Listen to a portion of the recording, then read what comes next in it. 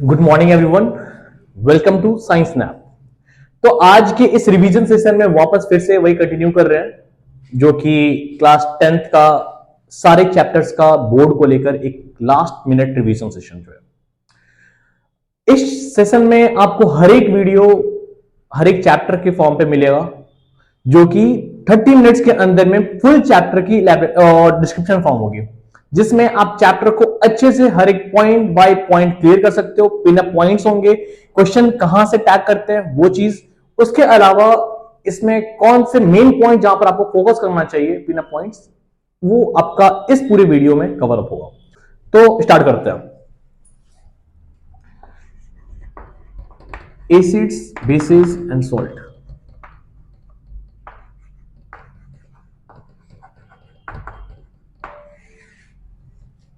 देखो, चैप्टर की अगर बात किया जाए एनसीईआरटी बेसिस पे, तो एनसीईआरटी में चैप्टर को डिवाइड किया गया अलग अलग फॉर्म्स में। तो उस फॉर्म्स में बोला जाए तो कैसे कैसे एनसीईआरटी को पढ़ते कैसे है। तो चैप्टर स्टार्ट होती है एसिड्स बेसिस की identification,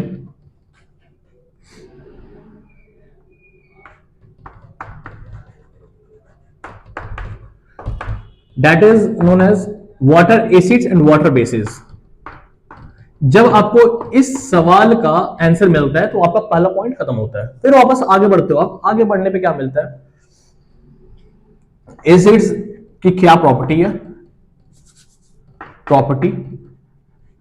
properties of acids and basis,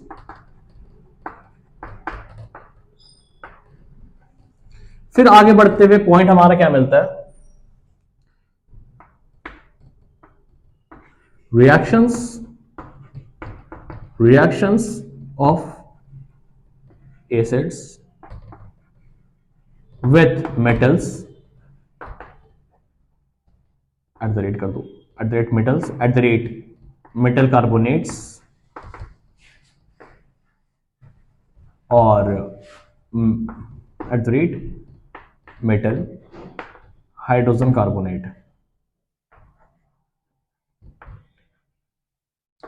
उसके आगे बढ़ता हुआ हमारा चैप्टर कहां पहुंचता है, वो चीज होता है reaction of base with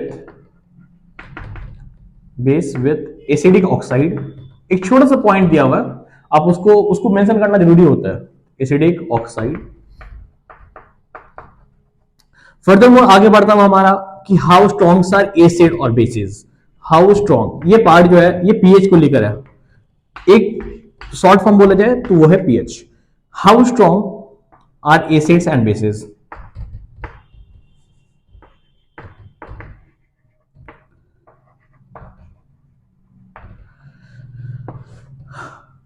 Where could we get acids and bases?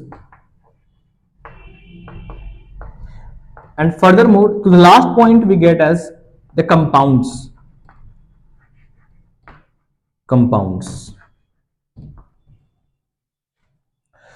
इस पॉइंट के पहले अगर कंपाउंड्स को लिया जाए तो इसके पहले अगर आपको मिलता गया, एक है सॉल्ट्स। छोड़ो, सॉल्ट नहीं, कंपाउंड्स में लिख चलते हैं, सॉल्ट को ऊपर में कर देता हूं मेंशन में। Reactions of acid base complete. यहां पर बचता क्या उनसे, सॉल्ट्स के अलावा फिर यहां से होती है दैट इज सॉल्ट्स के ब्रैकेट में कंपाउंड्स। यही होते हैं जो आपको पढ़ाई करना होता है, कंपाउंड्स। तो पूरी एनसीईआरटी को अगर बोला जाए तो इन 5 पॉइंट्स में आप कवर कर सकते हो, हर एक पॉइंट बाय पॉइंट, जिससे आपका चैप्टर बहुत इजी गोइंग होगा। तो जब स्टार्ट कर चुके हैं, सॉरी 6 पॉइंट में, इस 6 पॉइंट से आप कंफर्म कर सकते हो कि चैप्टर में कहां कहां पिन अप पॉइंट्स हैं और किस तरह से कोई चैप्टर को आप कवर करोगे।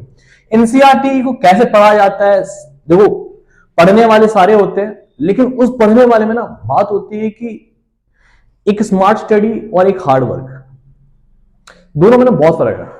आप रेगुलर हार्ड किए जा रहे हो, अगर आपके पास स्मार्टनेस नहीं है ना तो आप चीजों को नहीं कंप्लीट कर पाओगे। दोनों रिक्वायरमेंट दोनों होती है, लेकिन दोनों का एक म्यूचुअल फॉर्म। तो यहां पे देखते हैं इन 6 पॉइंट्स में आप कवर करते हो इस चैप्टर को, कौन सा, एसिड बेस सॉल्ट को। तो पहला स्टार्टिंग पार्ट करते हैं। तो एसिड्स एंड बेसिस होते क्या है? अब इसके बारे में आप क्लास 8 7 8 से आप प्रीवियस सेक्शन में आप पढ़ चुके हो कि हाँ भाई acids are those which has H plus ion which donate H plus ion when dissolved in water that leads to formation of H3O plus ion. ठीक है, मतलब कि हाइड्रोजन आयन या हाइड्रोनियम आयन प्रोड्यूस करने वाला चीज एसिड है। Base कौन होता है? जिसमें हाइड्रोक्साइल आयन प्रोड्यूस होगा पानी में डिसॉल्व करने के बाद। एक होता है alkali, alkali are those water soluble bases. एकदम एक लाइन में आंसर होता है water alkali, alkali are water soluble bases. तो एसिड से मिल गए, बेसिस मिल गए और अल्कली मिल गए। डर है? उसके अलावा क्या होता है कि आप आइडेंटिफाई कैसे करोगे? तो उनकी खास फिजिकल प्रॉपर्टीज होते हैं। तो फिजिकल प्रॉपर्टीज में क्या क्या चीज होंगे? पहला चीज एक बोला क्या, दीज आर ये कॉरोसिव इन नेचर। ठीक है, bases are slippery in touch, ये पार्ट होता है। फिर उसके बाद दे आर ये कोर्स इन कोर्स, ये कॉरोसिव या कोर्स हो गया। उसके बाद these are bitter in taste, sorry these are sour in taste. Acids are sour in taste, जबकि bases these are bitter in taste. अब इतनी पूरी कहानी के बाद आगे बढ़ते हैं। एक टेस्ट होता है कि कैसे आइडेंटिफाई करेंगे, टेस्ट कौन सा है? तो टेस्ट के लिए आपके पास होता है कौन सा? देखो टेस्ट में आपका मिला कौन?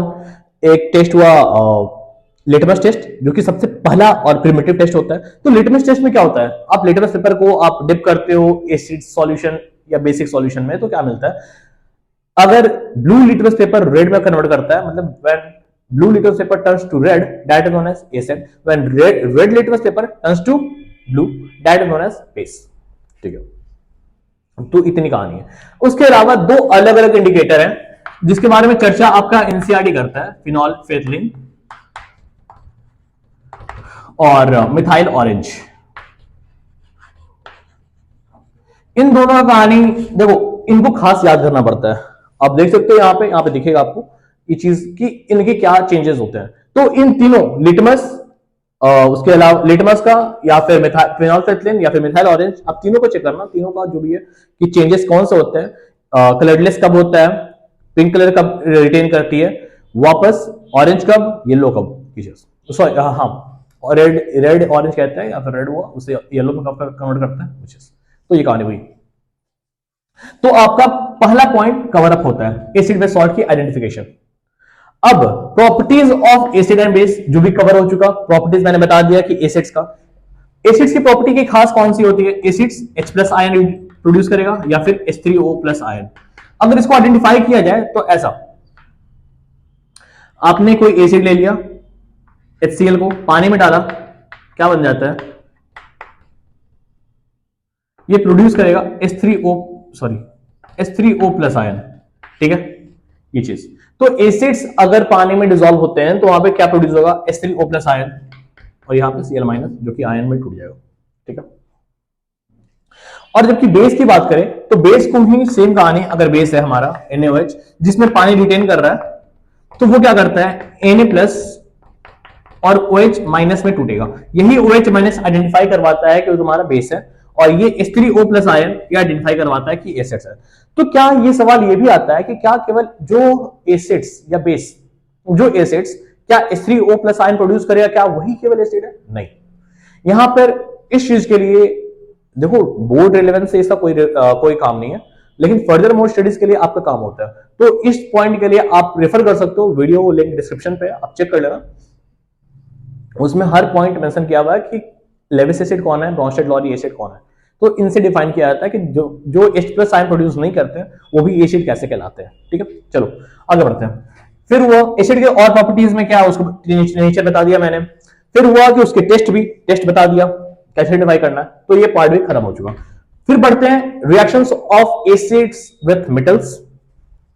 अब सुनना, पहली बात पूरी सिनेरियो पे मैं ये जानना चाहूंगा पहला चीज कि एसिड्स बनते कैसे हैं। देखो प्रिपरेशन ऑफ एसिड,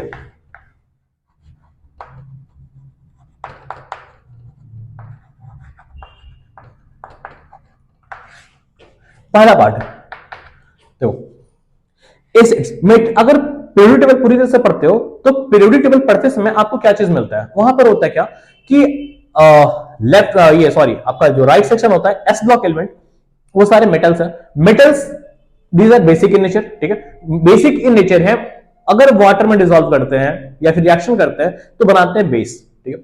जबकि एसिडिक वाले ये अगर ऑक्सीजन के साथ रिएक्शन करते हैं तो ये ऑक्साइड बनाएंगे जो कि नॉन मेटली ऑक्साइड हो गए।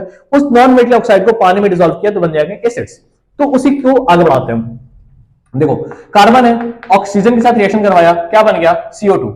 इतना ये रिएक्शन सबको जानता है। अब इसी CO2 को वापस पानी में डिसॉल्व करवाया हाई प्रेशर पे, हाई पी, तो बना दिया H2CO3, कौन सा, कार्बोनिक एसिड। डन है, कार्बोनिक एसिड।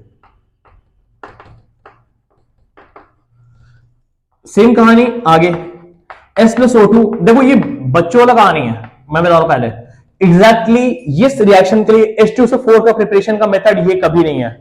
कॉन्टैक्ट प्रोसेस एक है जो कि क्लास 12 में पढ़ना है, उस चीज के लिए अलग है। तो एसिड की फॉर्मेशन, सॉरी सल्फ्यूरिक एसिड की प्रिपरेशन कुछ अलग मेथड से बनती है। फिर भी ये जनरल एक मैकेनिज्म आप इस एज में लिखा जाता है कि आप बोर्ड को लेकर है तो ठीक है। H2O प्लस SO2 बना दीजिएगा H2SO4, बस ये चीज। तो अलग अलग एसिड की प्रिपरेशन कैसे हुई। Non metals react with oxygen to form non metallic oxide, non metallic oxide when dissolved in water forms acids, acids मिल गया। फिर प्रिपरेशन ऑफ बेस, जस्ट इसके नीचे पॉइंट लिखते हैं, प्रिपरेशन ऑफ बेस।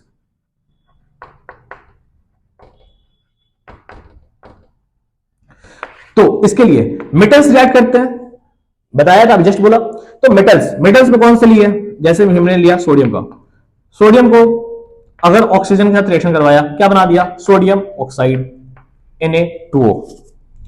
अब Na2O को वापस पानी में डिसॉल्व करवाया तो क्या बना दिया, हमारा रिस्पेक्टिव बेस NaOH। बैलेंस कर सकते हो। फिर कहानी आगे, चीज आगे बढ़ाया, ये पहला हो गया। दूसरा एग्जांपल इस्तेमाल कर लें, कैल्शियम प्लस ऑक्सीजन क्या बनाता है, कैल्शियम ऑक्साइड।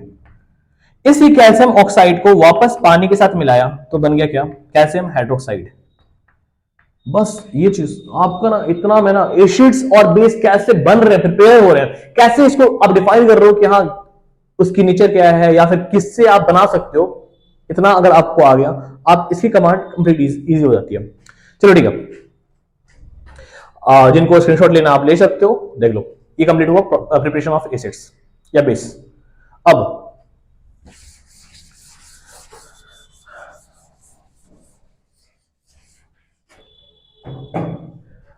सेकेंड पॉइंट हमारा आता है reactions of acid with metal.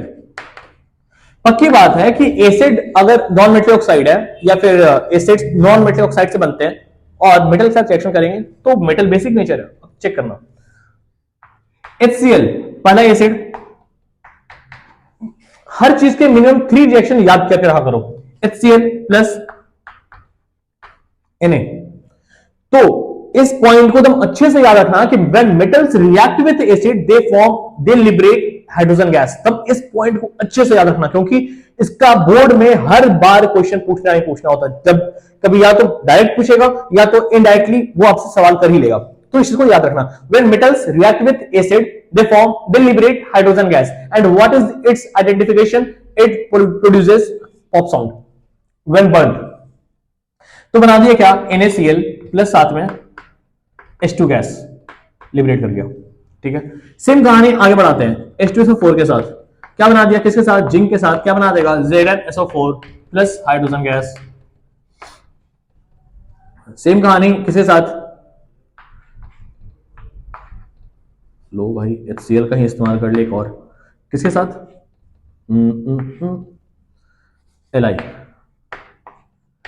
LiCl plus साथ में हाइड्रोजन गैस। देखो कैसे आयन के साथ रिएक्शन करवाते हैं ये भी पकड़ लो, H plus Cl minus, H plus SO4 2 minus, H plus Cl minus. Sodium metal का अपना प्लस प्रोड्यूस कर लेगा, Zn2 प्लस प्रोड्यूस कर लेगा, Li प्लस प्रोड्यूस कर लेगा और आपस में रिएक्शन कर लेंगे। डन है ऐसे। तो reaction of acid with metals complete हुआ। फिर आगे मेटल कार्बोनेट्स के साथ reactions with metal carbonate.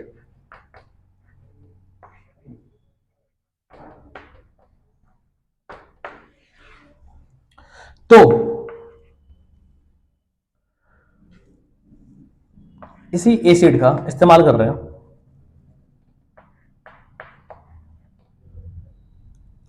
Metal carbonate आपके पास कौन सा एग्जांपल में सोचो खुद से, सोडियम है उसके साथ कार्बोनेट Na2CO3, क्या कहते हैं इसको, आप सोचो इसके लिए। सोडियम कार्बोनेट, अगर इसमें 10 मॉलिक्यूल्स ऑफ हाइड्रेटेड वाटर होंगे जो कि वाटर क्रिस्टलाइजेशन की तरह इस्तेमाल करते हैं, तो हमारा बन जाता है क्या, washing soda. Sodium carbonate decahydrate, तो Na2CO3 के साथ रिएक्शन करवाता है तो क्या बनाता है, NaCl साथ में H2 प्लस साथ में Cl2 गैस, हाँ Cl2 गैस नहीं सॉरी, H2O प्लस साथ में CO2 लिबरेट करेगा कार्बन डाइऑक्साइड, सॉरी, ठीक है ये गैस। फिर कहानी आगे बढ़ाएं, नेक्स्ट पॉइंट अगर आप मेंशन करना चाहो, मेटल्स कार्बोनेट एंड बाइकार्बोनेट्स, या बाइकार्बोनेट या हाइड्रोजन कार्बोनेट कहते हैं, बाइकार्बोनेट। इसमें का हमारा क्या हुआ, HCl NaHCO3 के साथ सेम प्रोसेस, NaCl और साथ में H2O प्लस साथ में CO2, कंप्लीट। तो ये कंप्लीट तीन का तीनों रिएक्शन एक बार में, मतलब कि क्या आपका यहां से फिर से आइडेंटिफिकेशन करवाना है, कौन से गैस का, CO2 गैस का। CO2 गैस को कैसे आइडेंटिफाई करेंगे वो चीज को मेंशन करना है। तो उसके आइडेंटिफिकेशन के लिए वापस आप ग्लास टम्बलर में इस्तेमाल करते हो, वो CO2 एयर का गैप को डिक्रीज करता है। अगर आप ग्लास टम्बलर इस्तेमाल करो, एक वाटर बाथ यूज किए, उसमें ग्लास टम्बलर पुट किए, पोर करने उसे वापस जो CO2 गैस रहेगा वो वाटर को डिस्प्लेस करता हुआ वहां पे इवैपोरेट करेगा और पानी नीचे की तरफ डिस्प्लेस हो जाएगी, ये मेथड है। फिर CO2 के आइडेंटिफिकेशन के लिए सबसे बेस्ट मेथड अगर बोला जाए तो सबसे बेस्ट मेथड में CO2 को KOH के साथ रिएक्शन करवाते हैं, तो या फिर लाइम वाटर का टर्न्स मिल्की वाली प्रॉपर्टी कि आप CaOH होल ट्वाइस को CO2 में पुट किया तो हमारा आइडेंटिफाई क्या बन जाता है कि वो तुम्हारा मिल्की कन्वर्ट कर गया, CaCO3 प्रोडक्शन हो जाता है। तो वो चीज उसको कैसे समझते हैं, देखो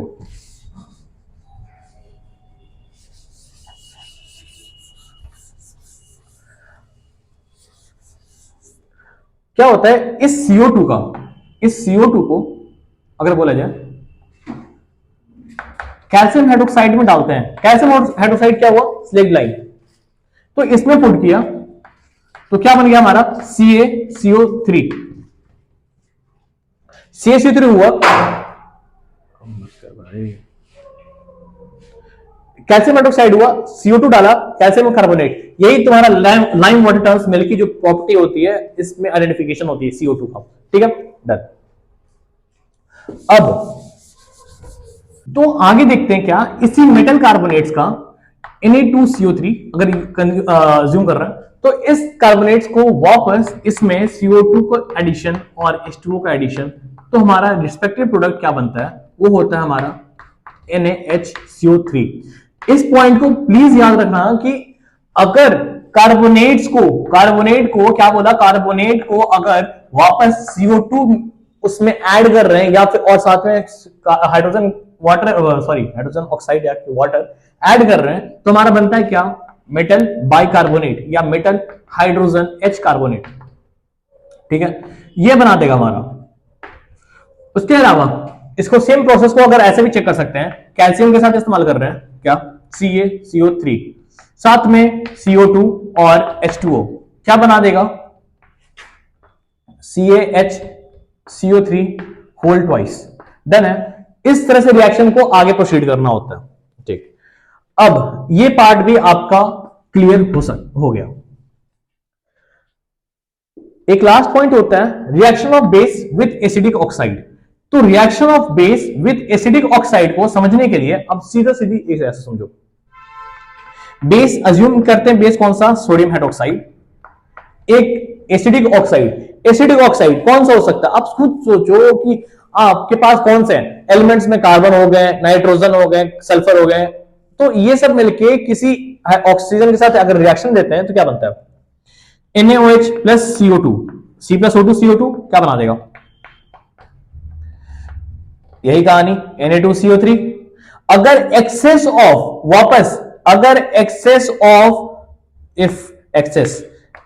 ऑफ CO2 इज पास्ड इसमें वापस प्लस CO2 और ऐड कर दिया तो क्या बन जाएगा हमारा NaHCO3। डन है। साथ में पानी थोड़ा सा एडिशन रहेगा तो बन जाएगा क्या NaHCO3।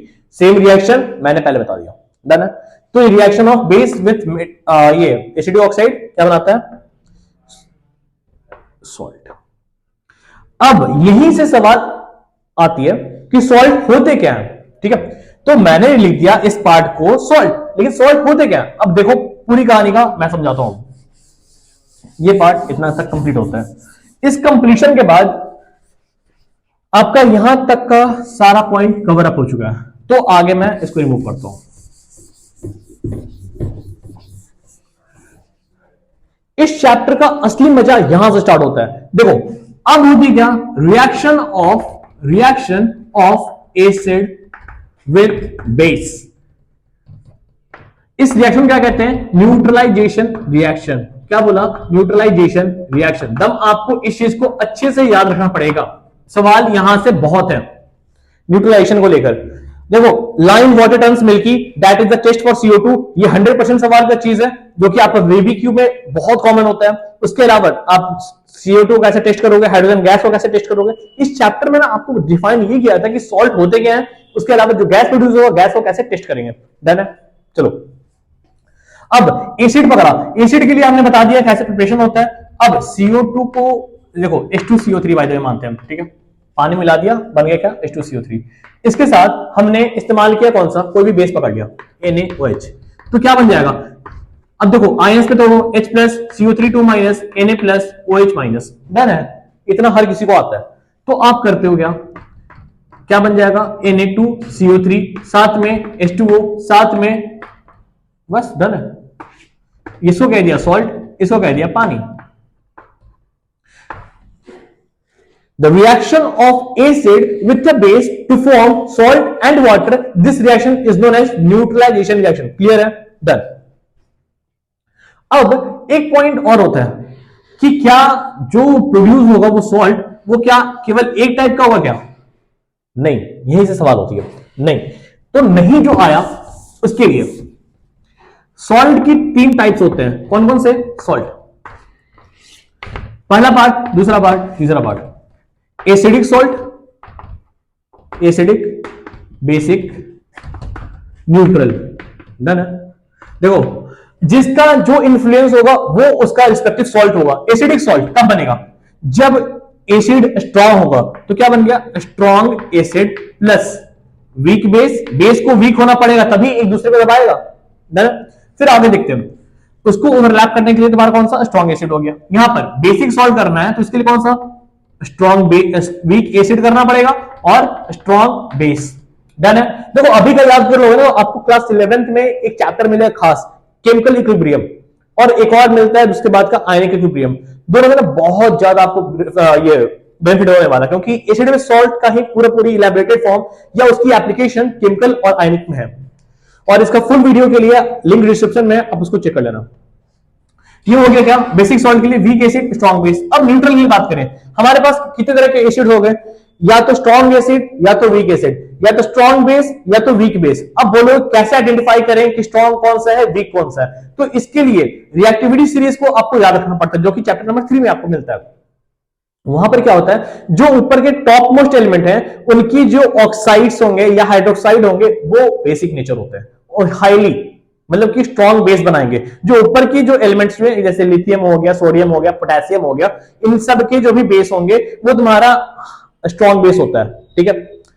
कैल्शियम का भी कंसीडर करते हैं कि स्ट्रॉन्ग बेस पे ही काम करता है। फिर जबकि एसिड्स की बात करें तो एसिड्स में स्ट्रॉन्ग एसिड्स में आपको H2SO4 याद रखना पड़ेगा, HCl याद रखना पड़ेगा, HNO3 याद रखना पड़ेगा। जब बशर्ते HNO3 हाईली ऑक्सीडाइजिंग एजेंट होता है ये चीज।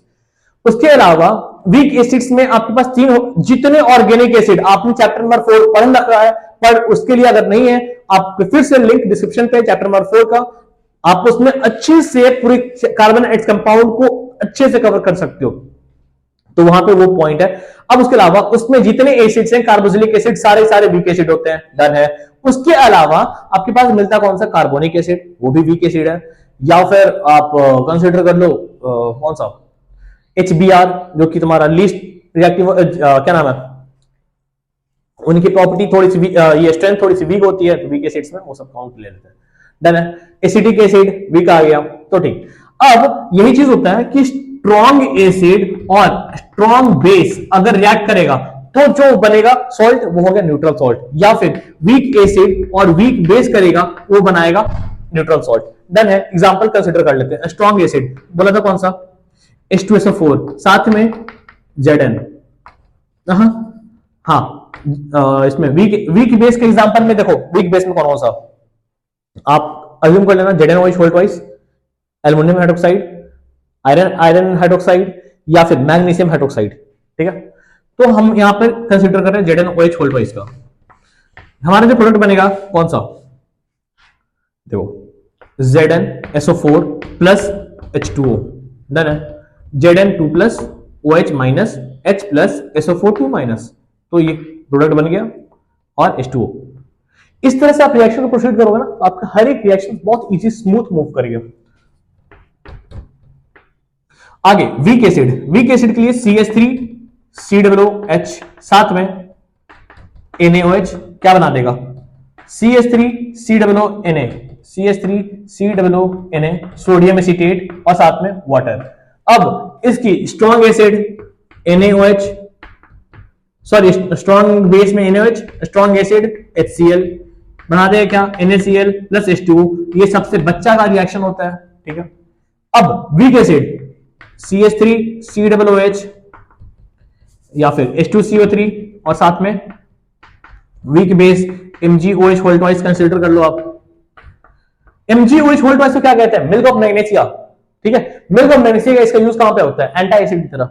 याद रखना, ये भी सवाल पूछा हुआ है पिछले साल। मेरी प्रिजम्पशन, मैंने क्वेश्चन जब सेट किया था अपना खुद का, यहाँ पे जो टेस्ट था उसमें ये क्वेश्चन मैंने अपने एग्जाम में दिया और सेम क्वेश्चन बोर्ड्स में आया। तो क्या हुआ, MgCO3 बना, MgCO3 और साथ में H2O।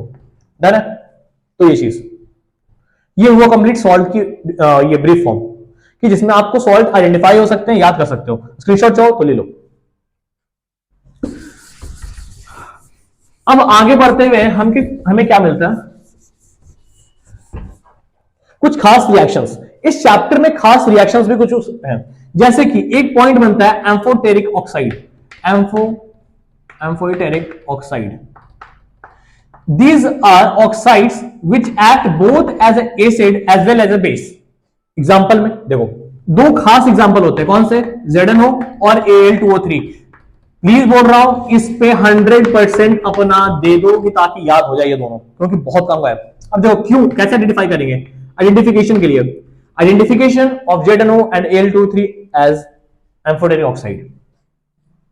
तो ZnO HCl के साथ रिएक्शन करवाते हैं। ठीक है, तो यहां पर ZnO बेस की तरह काम किया, तो बना देगा क्या, ZnCl2 प्लस साथ में H2O।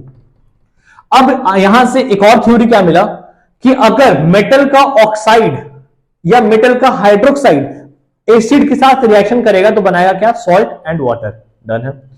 या फिर आगे प्रोड्यूस करते हैं, देखो अब यहां पर फिर क्या करते हैं, ZnO प्लस NaOH क्या बनाता है, Na2 ZnO2 और साथ में H2O। डन है। इसको कहते हैं सोडियम जिंकेट। अब ये हो गया हमारा identification, ZnO as base, ZnO as acid. ठीक, नेक्स्ट पार्ट Al2O3 HCl के साथ क्या बनाएगा, AlCl3। जिनको याद होगा, मैंने पुराने वीडियो देखा होगा उन्होंने, उनको पता होगा कि AlCl3 है क्या असलियत में। हमारे सब तो सॉल्ट है, लेकिन केमिस्ट्री इसको कुछ और नया टर्म कहता है, लेविस एसिड। कभी देखना इस बारे में, सर्च करना एसिड की तरह। तो AlCl3 हो गया और साथ में H2O। अब इस Al2O3 को वापस NaOH के साथ करते हैं, तो यहां पे एज एसिड काम कर रहा है, क्या बनाता है, sodium aluminate, NaAlO2, sodium aluminate और साथ में H2O। देन इतना कुछ कंप्लीट करने के बाद आपका एसिड बेस सॉल्ट का मैक्सिमम पार्ट कवर हो चुका है, जो कि रिएक्शन को प्रोसीड करता है। एक सवाल होता है व्हाइट वॉशिंग। व्हाइट वॉशिंग के लिए एक वर्ड होता है, तो व्हाइट वॉशिंग का इस्तेमाल कैसे है, व्हाइट वॉशिंग जो कि टेस्ट हमने बताया था उसके लिए क्या होता है, CaOH होल ट्वाइस को अगर CO2 के साथ पास किया, मतलब कि उसमें एडिशन हुआ, अच्छा सुनना ऐसा नहीं, CaO प्लस H2O ये हुआ चूना, चूना के साथ पानी में डाला तो बन गया चूना पानी, slaked lime CaOH whole twice.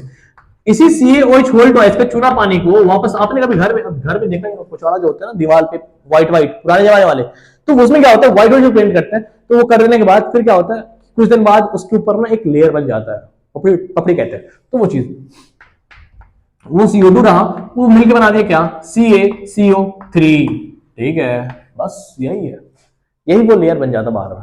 और ये और कहां मिलता है, एक सेल पे, याद है, कवर, ये सब आसान चीज है। तो डन हुआ।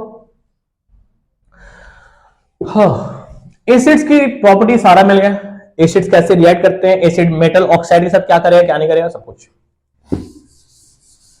अब लास्ट पॉइंट पे बढ़ते हुए चैप्टर को फिनिश करना पार्ट पे है, तो वहां पे देखते हैं कौन सा, how strong are acids and base, acids और बेस कितने स्ट्रॉन्ग है उसके लिए। तो एसिड्स और बेस की स्ट्रेंथ के लिए आपके पास एक नया टर्म होता है, इसको कहते हैं पीएच, पावर ऑफ हाइड्रोजन हो गया, the number of replaceable hydrogen atom या आयन, सॉरी एटम नहीं ion, the number of replaceable hydrogen ion when an acid produced when immersed in water, तो जितना H प्लस आयन प्रोड्यूस करेगा वो तुम्हारा उसका पावर बताएगा। जैसे कि अब इसके लिए बोला जाता है क्या, इसके लिए फॉर्मूला होता है pH equal to minus log H plus, ये फॉर्मूला है।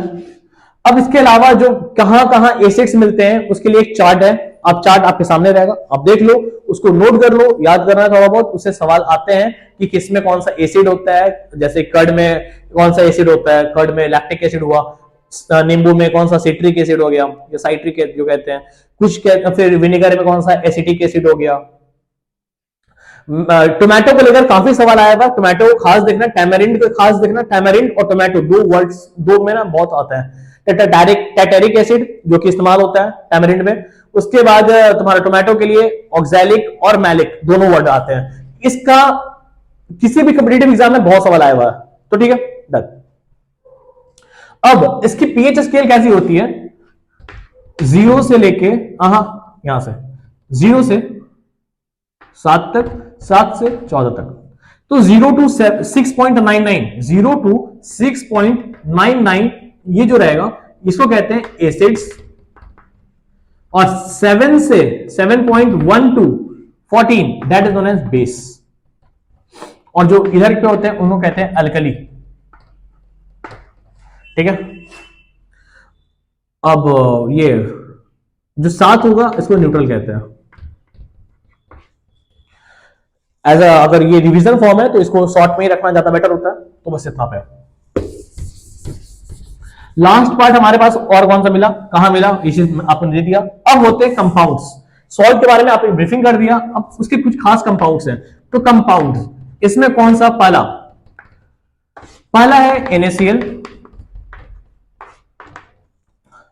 NaCl कहां से मिलेगा, इसकी एक्सट्रैक्शन होती है जैसे कि ये थ्रू माउंटेन्स वाला पार्ट है वहां से एक्सट्रैक्ट करते हैं, या फिर सॉल्ट वाटर लेक से उसकी एक्सट्रैक्शन किया, मतलब कि आप उसको इवापोरेट करके प्रोसेस करके प्रोड्यूस करते हो, तो वो सॉल्ट की प्रोडक्शन हो गई NaCl का।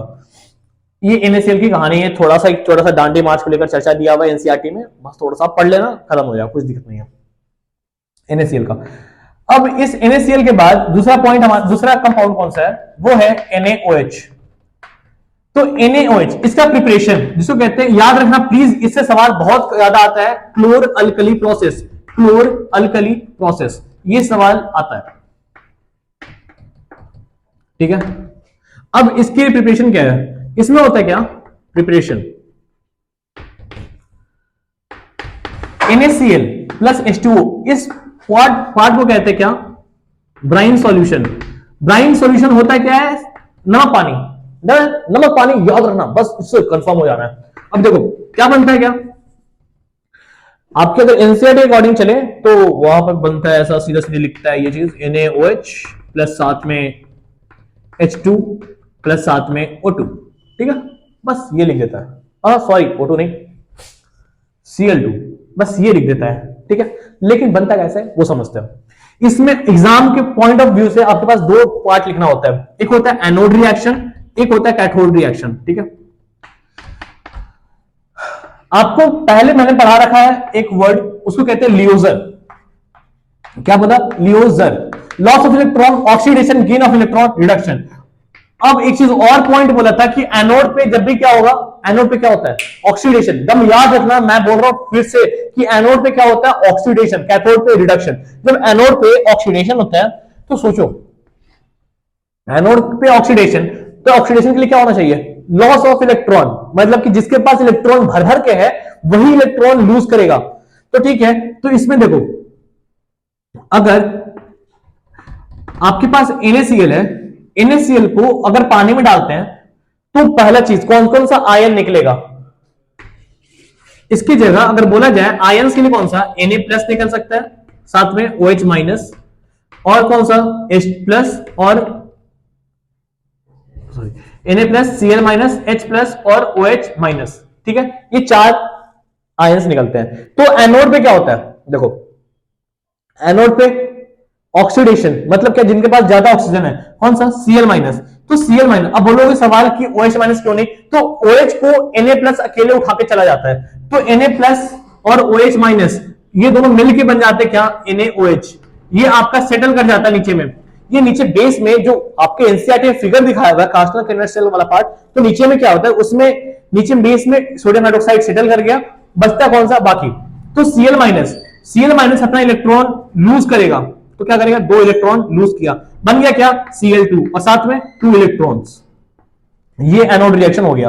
अब इसी 2 इलेक्ट्रॉन को कौन यूटिलाइज करे? जिसके पास इलेक्ट्रॉन की कमी है, तो वो H plus, twice H plus, twice electron के साथ क्या बना देता है? Hydrogen gas. तो ठीक है, मैंने अभी भी हमेशा याद करवाया कि जब भी एनोड पे होगा कौन सा? जितना इलेक्ट्रोनेगेटिव गैस सब एनोड पे निकलेंगे। क्या बोला? जितने भी इलेक्ट्रोनेगेटिव गैस सब एनोड पे निकलेंगे। कौन कौन से इलेक्ट्रोनेगेटिव होते हैं? फ्लोरीन, क्लोरीन, ब्रोमीन, आयोडीन, ये सब जो भी है ना, फोकल नंबर, सीकम वाले पानी, सब आएंगे। डन? तो ये डन हुआ। अब ये हुआ इसका प्रिपरेशन। प्रिपरेशन के बाद बचता है इसकी यूजेस। हर कंपाउंड्स का, मैं पहले बोल रहा हूं, हर कंपाउंड का 2-2 यूज प्लीज याद करके आप जाना, बोर्ड्स में बहुत ज्यादा रेलेवेंट होती है। 1 से 2 कंपाउंड पक्का है कि वो सवाल करेगा ही करेगा, जिससे पक्का आपका सवाल आना है। वो करेगा, वो 1 से 2 सवाल वो पक्का करेगा ही करेगा, जिससे कंफर्म होगा कि आपका जो अपने कंपाउंड पढ़ रखा है उसकी यूज क्या है, ठीक है। जैसे कि ब्लीचिंग पाउडर का, या फिर तुम्हारा सोडियम हाइड्रोक्साइड का, तो सोडियम हाइड्रोक्साइड की तरह इसका यूज करते हैं टेक्सटाइल इंडस्ट्री पे, या फिर पेपर इंडस्ट्री में क्लींसिंग एक्शन के लिए, क्लीनिंग करने के लिए पेपर का, वो चीज। फिर आगे सबका यूज मैं मेंशन कर दूंगा, यूज में आप देख लो, याद कर लो, क्योंकि बताना कोई मतलब नहीं है उसका, जहां पे पॉइंट होगा मैं बताऊंगा उसका। तीसरा कंपाउंड कौन सा हमारे पास?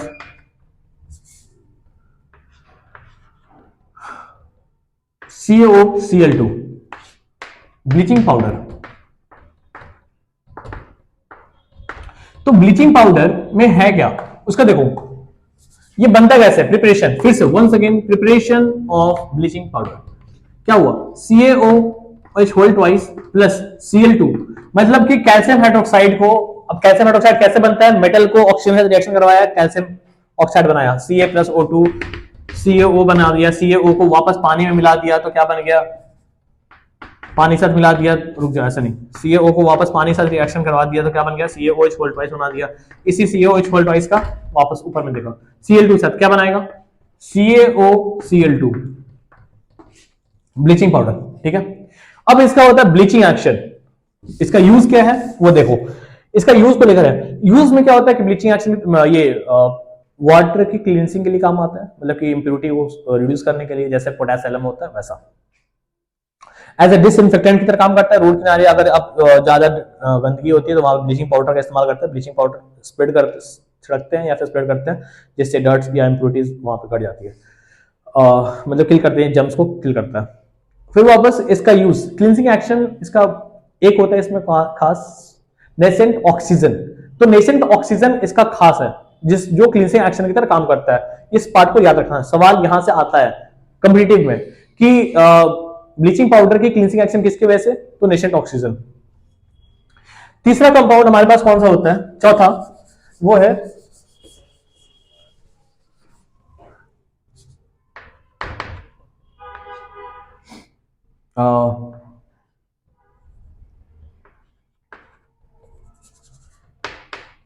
Na2CO3, washing soda. उससे पहले आप बेकिंग सोडा समझ लो, NaHCO3, बेकिंग सोडा। एक वर्ड और है बेकिंग पाउडर, दोनों में एक फर्क है। बेकिंग सोडा ये बनता कैसे है, इसका प्रिपरेशन बहुत यूज का है। प्रिपरेशन, इसका प्रिपरेशन देखो, एक प्रिपरेशन क्लोर अल्कली याद करवाया, और एक इसका प्रिपरेशन इंपॉर्टेंट कैसे होता है, NH3 प्लस, या ट्रिक दिया था ना, नहीं हाँ, मतलब कि अगर आपको कोल्ड ड्रिंक अगर आपको कोई बोला बाहर गए, उसके लिए आपको क्या बोलता है, कोल्ड ड्रिंक। कोल्ड ड्रिंक कौन से, एसिड H2CO3। तो कोल्ड ड्रिंक आपको मिल रहा है कहीं पे, आपसे कोई बोलता है कि लो भाई पी ले, तो क्या बोलते हो, ना, फिर बोला नहीं, फिर बोला हाँ ठीक है, तो बस, तो ना, नहीं NH3 वाला पार्ट, ना NaOH, नहीं NH3 H2CO3, ठीक है। ये ट्रिक होते हैं, इस तरह से आप निमोनिक्स में याद करते हो तरीके से कि ना, नहीं, हाँ वाला। अब H2CO3 को अगर बोला जाए, तोड़ा जाए, तो कैसे बनता है, H2O प्लस CO2, यही तो है कार्बोनिक एसिड, डन है। अब इसको आगे प्रोसीड करो, क्या बना देगा, NH4OH, डन है, NH4OH डन, और बना देगा क्या, NaHCO3, लेकिन NH4OH ना बना के यहां बना देगा NH4Cl। Cl है नहीं है तो डन है, वो रिएक्शन का काम दूसरा रिएक्शन है। तो बनाता है क्या, NH4OH और NaHCO3, ठीक है। तो ये रिएक्शन प्रोड्यूस करेगा NH4OH और NaHCO3। अब ये ही NaHCO3 क्या कह दिया, बेकिंग सोडा। अब इस बेकिंग सोडा में वापस इस्तेमाल कर रहे हैं क्या, टाइटेरिक एसिड। अगर इसमें tartaric acid CH3CHOH COOH single bond CHOH COOH reaction किया, क्या बोलता है, एक आयंस को रिप्लेस करेगा, CHOH COONA CHOH COO minus Na plus, हाँ इसमें H एक ही H रहा, एक को रिप्लेस किया, H2O निकल गया और CO2 निकल गया। इसको sodium hydrogen tartrate, tartaric acid, sodium hydrogen tartrate ही हमारा क्या कहला दिया, बेकिंग पाउडर, डन है, बेकिंग पाउडर। इसका यूज फ्लफीनेस, ये केक वगैरह का फ्लफीनेस क्रिएट करने के लिए काम आता है। अब एक सवाल आता है कि केक में फ्लफीनेस क्यों आता है, किसकी वजह से, तो उसका आंसर होता है CO2। Presence of CO2 leads to fluffiness with in the cake, या फिर उसमें स्पॉन्जीनेस क्रिएट करने के लिए CO2 का इस्तेमाल होता है। और वो कहां से आता है, सोडियम हाइड्रोजन कार्बोनेट से। इसका यूज आपके सामने है, आप देख लो। फिर नेक्स्ट होता है पांचवा compound Na2CO3, washing soda, dot 10H2O, कह दिया क्या, वॉशिंग सोडा। इसका कैसे, आप NaCO3 बना दिया, NaCO3 को वापस आपने हीट किया तो क्या बन गया, Na2CO3 और साथ में H2O, साथ में CO2। याद है इसका जस्ट रिवर्सल मैंने बताया था कि इसका जस्ट रिवर्स करोगे वापस तो आपका बन जाएगा NaCO3, डन है। अब इस Na2CO3 को वापस क्रिस्टलाइज करते हैं 10 मॉलिक्यूल्स ऑफ वाटर के साथ। वाटर ऑफ क्रिस्टलाइजेशन 10 मोल्स आते हैं, जो कहता है क्या, sodium carbonate decahydrate, sodium carbonate decahydrate, और ये बनता है वॉशिंग सोडा। इसका यूज भी आपके सामने है, इजी गोइंग है, अब कंप्लीट करते हैं। फिर नेक्स्ट पार्ट आपका बचता है लास्ट दो, वो है कौन सा, प्लास्टर ऑफ पेरिस, जिप्सम, पहले जिप्सम फिर पीओपी। जिप्सम, जिप्सम का फॉर्मूला क्या होता है, CaSO4 डॉट ट्वाइस H2O। क्या करते हैं, कैल्शियम सल्फेट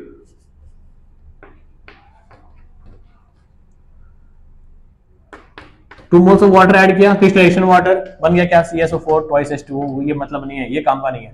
सवाल यहां से नहीं है, सवाल इसके बाद का आता है कि कैल्शियम सल्फेट डाइहाइड्रेट को हमने 120 डिग्री सेल्सियस पे हीट किया तो क्या बनता है, तो बनाता है क्या, CaSO4 सॉरी 100 डिग्री सेल्सियस पे, 100 डिग्री सेल्सियस पे क्या बनेगा और 120 डिग्री सेल्सियस पे क्या बनता है, दो अलग रिएक्शन प्रोड्यूस करेंगे। तो 100 डिग्री सेल्सियस पे क्या होता है, CaSO4 dot half H2O, calcium sulphate hemihydrate, जिसको कहते हैं क्या, POP, प्लास्टर ऑफ पेरिस। तो प्लास्टर ऑफ पेरिस की प्रिपरेशन ये हो गई, CaSO4 प्लास्टर ऑफ पेरिस। दूसरा हुआ 120 डिग्री सेल्सियस पे क्या बनाते हैं, यही कैल्शियम सल्फेट डाइहाइड्रेट को 120 डिग्री सेल्सियस पे हीट किया तो बनता है क्या, CaSO4, जिसको कहते हैं बर्न या डेड प्लास्टर, बर्न और dead plaster.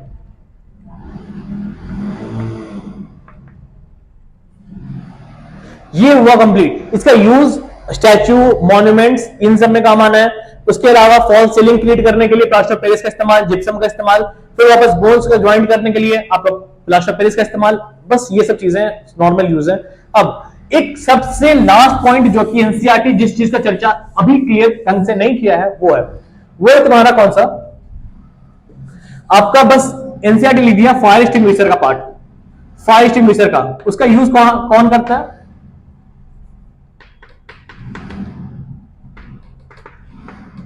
Sodium hydrogen carbonate, इसी का यूज होता है। क्या होता है कि जो फायर एक्सटिंग्विशर होते हैं वो बड़ा सा, उसमें क्या होता है, अंदर में एक डब्बा होता है जिसमें कहते क्या, H2SO4 पैक्ड होता है, और उसको जब यूज करने से पहले उसको एक बार पटक दिए, पटकने के बाद उसका सीसी अंदर का फूट जाता है, जिसमें H2SO4 अब किसके साथ, NaHCO3, जिसको वॉशिंग बेकिंग सोडा, उसके साथ रिएक्शन करता है और बनाता है क्या, Na2SO4 सोडियम सल्फेट, और साथ में निकलता है कौन सा, H2O, और साथ में निकलता है CO2। इसी CO2 का यूज होता है फायर को एक्सटिंग्विश करने के लिए, मतलब कि आग बुझाने के लिए। और ये कंप्लीट चैप्टर हुआ। तो इस पूरी चैप्टर का कंप्लीट सिनेरियो आपको मिल चुका है। अप्रॉक्स मे बी 50 मिनट्स के आसपास का टाइम गया होगा, जो कि थोड़ा सा हल्का लेंदी है, क्योंकि ये चैप्टर थोड़ा सा, उसका मेन कंपाउंड वाला पार्ट थोड़ा सा एक्स्ट्रा बना। फिर भी मैं कोशिश करूंगा और शॉर्ट करने यार थोड़ा बाकी चैप्टर्स के लिए। बाकी चैप्टर्स हमारे जो भी हैं वो 22-25 मिनट्स के अंदर में कंप्लीट हो जाते हैं, या 30 मिनट्स मैक्सिमम। एक कार्बोनेट कंपाउंड और एक एसिड बेस सॉल्ट, जो कि काफी बड़ा बड़ा ब्रॉड चैप्टर है, इन दोनों के लिए काफी ज्यादा टाइम लगता है ये चीज। अब और भी इसके चैप्टर जो भी आएंगे, आप प्लीज इस रिवीजन सेशन को कंटिन्यू करना। इसकी रेगुलरिटी काफी ज्यादा बीच में स्लो हुई थी, अभी वापस फिर से कंटिन्यू कर जाएगी। और जो भी डाउट्स हैं उनको आप क्लियर कर सकते हो इसके साथ। Thank you.